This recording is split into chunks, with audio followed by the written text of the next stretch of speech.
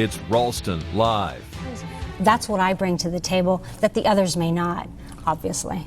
All right, let's talk about some issues that are going to be important in this race. And one of them I mentioned earlier, which was this vote in the House on the Iran deal that the president negotiated and John Kerry negotiated with Iran. How would you have voted if you were in the House?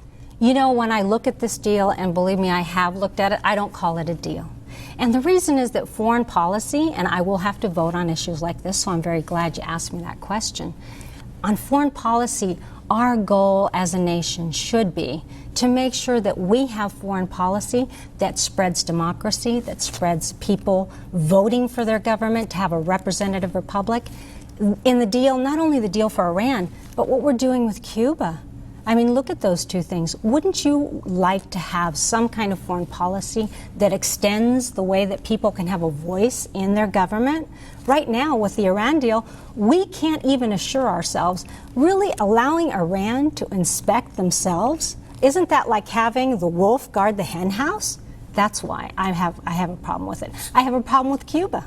Well, let's stick with Iran for just a second. Sure. So you would have voted against the deal, I'm gathering then. I would, because I would have wanted a better deal, not only for America, but for the rest of the world. What would a better deal look like? A better deal would make sure that Iran did not pursue its nuclear weapons.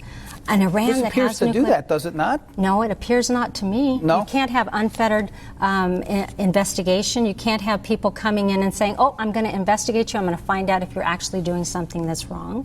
You're going to allow them to have preemptive notice that you're going to be there. And John, if you go to a restaurant and you know that they are going to have fair warning a week before that the inspector gets there, do you think that they're going to get rid of the cockroaches? Do you think that they're going to make sure that all their people have nets on and gloves on and wash their hands? Of course they are. But this is the analogy a lot of people are using, this restaurant analogy, which is nonsense, because the difference with a nuclear deal is that there will be some traces of the nuclear material, which is the argument. I'm playing devil's advocate here, yes, of course, which is the argument why the 24-day period is no big deal, because you would still be able to tell. The Energy Secretary Ernest Moniz was on this program talking about that. He's a nuclear physicist. I think he gets this stuff. He says there would still be traces. You could never hide it. You don't buy that?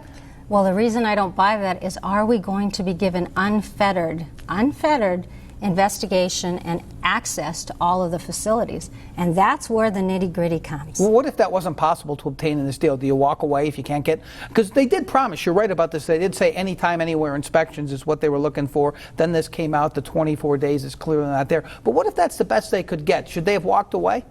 No, they should have negotiated better. So they didn't negotiate a very good deal. You know, it's interesting because...